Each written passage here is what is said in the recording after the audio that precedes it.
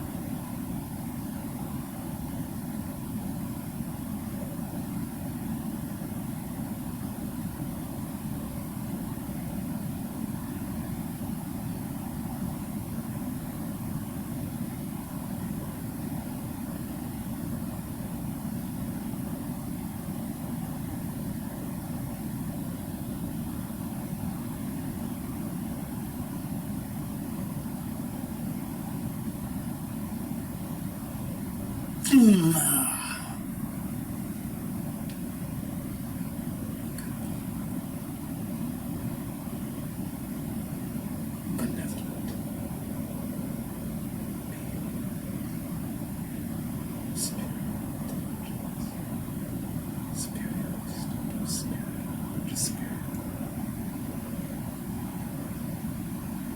Fill me with your infinite sense.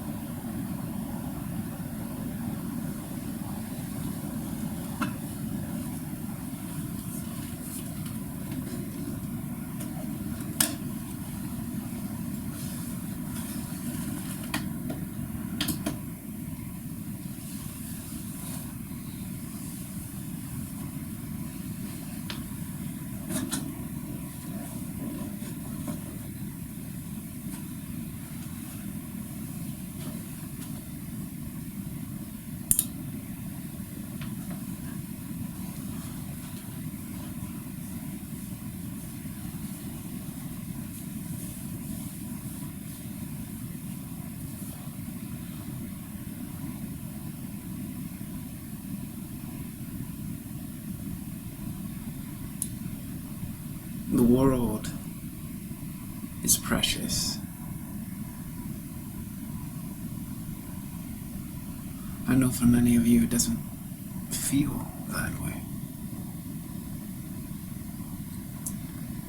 I know for many of you it doesn't seem that way.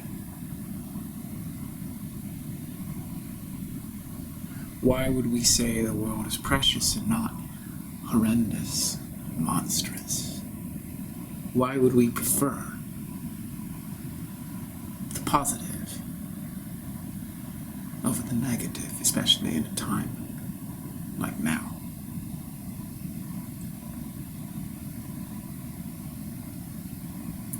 What is so precious about this world? Or why should you give a damn about it?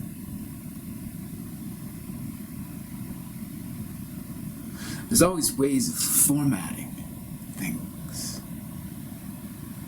There's always ways of packaging reality with our concepts and our frames, with our holograms. Why would we package reality as a positive phenomenon when there's so much suffering? So much brutality, so much deception, so much ignorance. Why would we say that it's fundamentally positive reality? Or why not simply say it's all very neutral? One man's positive is another man's negative. And it's all very relative and all very subjective. Well, if you're an armchair philosopher, and you really don't have to pick a side, you can just keep thumbing through the National Geographic and visit the entire world through pictures. You are an armchair philosopher. I made a video some time ago about evil, and I looked at evil through 3 vantage points with respect to a very specific historical incident, which is the American soldier in a Vietnam village napalming the whole village, and the woman he napalms loses. Well, he doesn't napalm her, he napalms the woman's children and the whole village. She loses everything. She's the only thing left. And then the Facebook armchair philosopher says, there's no right or wrong. There's no good or evil. It's only thinking that makes it so. And the American soldier is simply following orders and doesn't think what he did was evil or wrong or bad. There is only one person who knows how evil that act is, and it's the woman. The armchair Facebook philosopher is utterly, completely clueless. There's no skin in the game for the Facebook armchair philosopher, as he is having these robust arguments with other Facebook armchair philosophers. Okay? And the American soldier, well, he's traumatized to PTSD because his conscience caught up with him. And he knows that he committed an atrocity. So it's not really relative. Now you may think that that's just an extreme example, and that it could go either way with most phenomena. But I bet if you look and feel deeply enough, you'll realize there's no such thing really as neutrality. There really isn't. There's always a better or a worse, or a good or a bad. And when you get to the extremes, there's really good and evil. Now, in that world, with that spectrum, why would you frame reality itself as a positive or negative thing? Why isn't it all of the above? not just one or the other.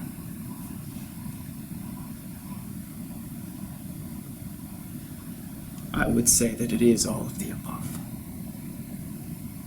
But that is a very, very good thing. Because the reason why we prefer the good, the beautiful, the true, and that we avoid evil and suffering, conflict, tyranny, is because there is a gradient. Our preference for the better as opposed to the worse is a very, very good thing. That's a very, very positive frame. Even if I were to get in a debate right now with an armchair Facebook philosopher, which I avoid like the plague, I would say to this Facebook armchair philosopher, notice how you want to get to the truth. 478 comments later, you're still going for the truth because you believe the truth exists, or you wouldn't be arguing for 478 comments. And that truth, which is what you prefer over illusion or ignorance, shows the gradient right there, even as you're arguing for relativism, even as you're arguing that everything is simply subjective. You want to posit as an objective, absolute truth that everything is relative and subjective. You still prefer truth. That makes the universe a good place. You still prefer beauty.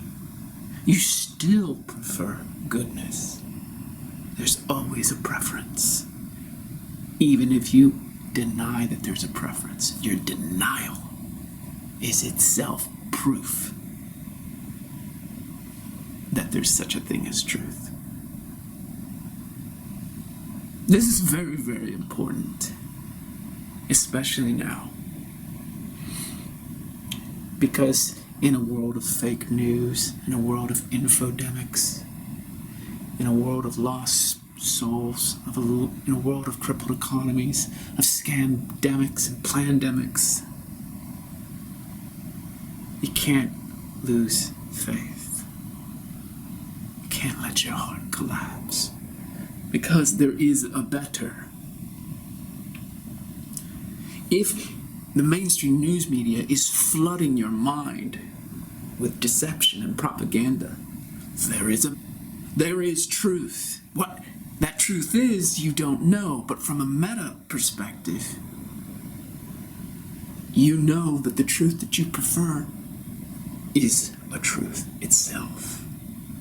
The fact that you prefer truth is itself a truth, irrespective of the reality that you're not getting it.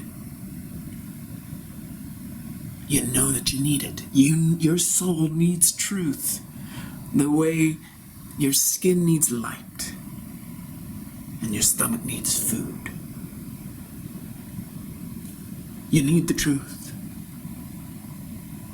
Even if you argue for relativism, you still need the truth, because that relativism is your form of truth, no matter how mediocre an ideology it happens to be. So what does that do for us now? You have to speak, even if you're afraid.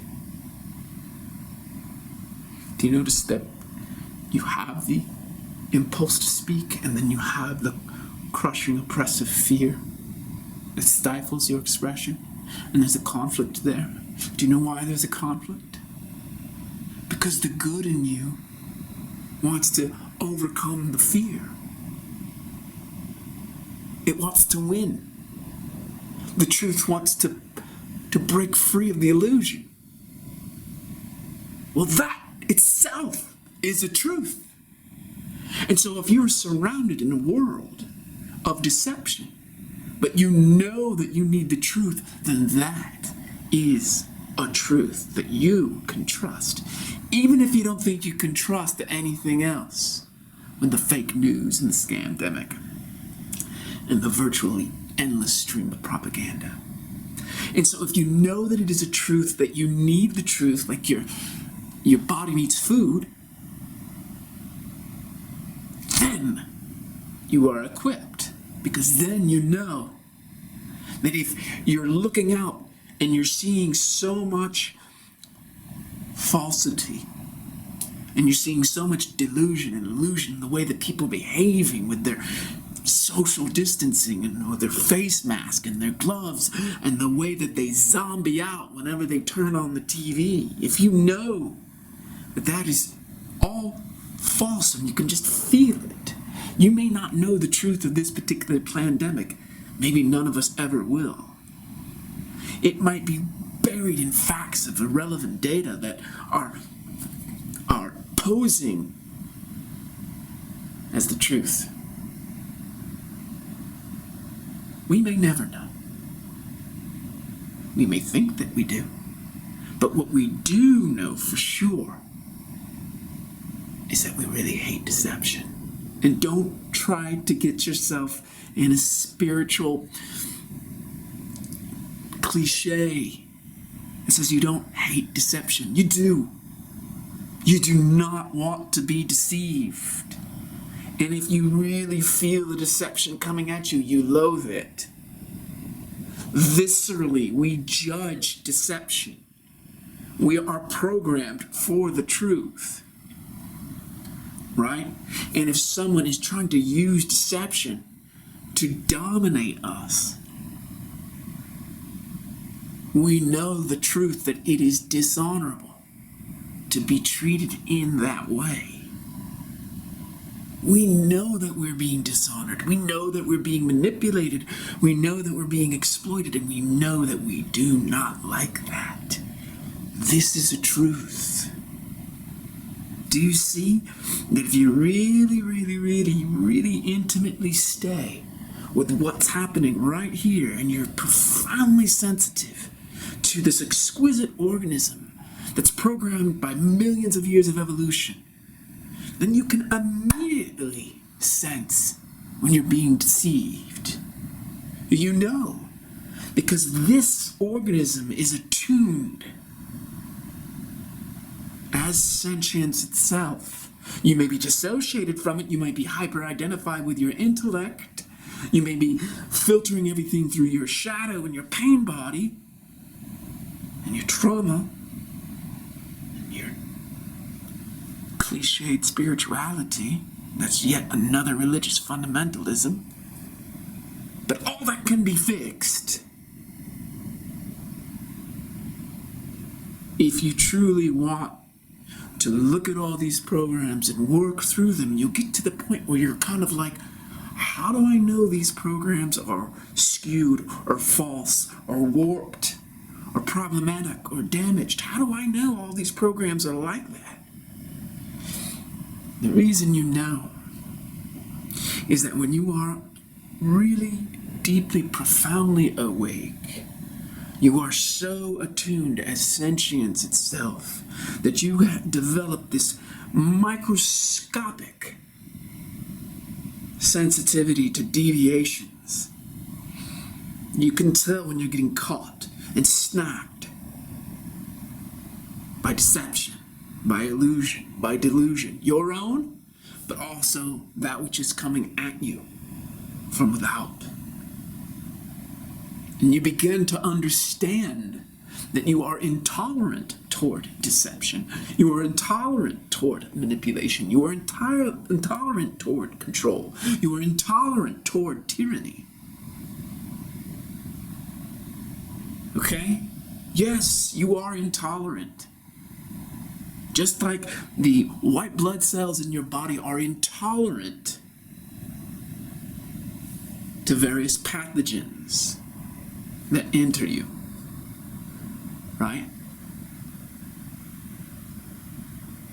See, we've been taught that tolerance is the only way to really think about the adversity around us, the difference.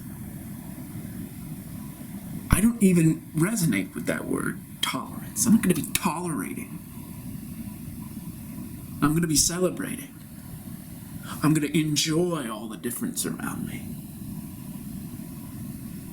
But I will also be intolerant as well. Because if any of that stuff outside of me is manipulative or deceptive or controlling or exploitative, dominating or tyrannical, then I'm going to be intolerant toward that. I am going to judge that. My whole body mind is going to respond to that. Okay? Now, some might argue that Dalai Lama or Ramana Maharshi, that it's a delusion to even have resistance, to judge, or any of that, to be intolerant. They're talking about a really, really wonderful state called samadhi. If you were out here in the world, and you are in a authoritarian, totalitarian state, and you simply have no judgment, you have no aversion, you have no intolerance to being tyrannically controlled, you're really not fit to live in this world, because you will be subjugated. You will be enslaved.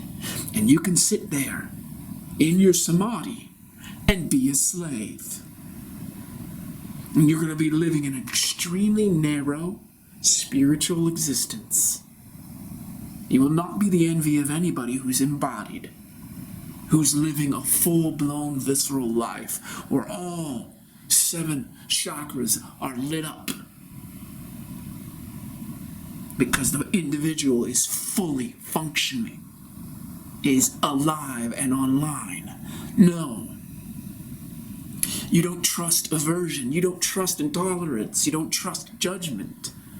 And therefore, you will be mastered by those who would exploit you, who would enslave you. And they are coming for you. And you really need to wake up to that fact. They don't have your conscience. And they probably don't look at the universe as a fundamentally good, beautiful, true place. What they want is power and control.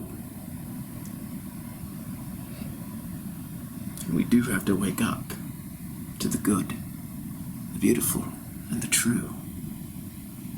And to know that this place isn't some relativistic flatland where all truth is simply subjective. Because when you live in a relativistic flatland and all truth is subjective and there is no good or bad or evil, then those who believe in all that have the edge. The psychopaths will have the edge.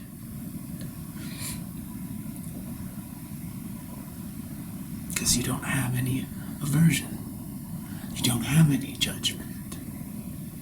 You don't have any intolerance. So when they put the chain around your neck, you don't care.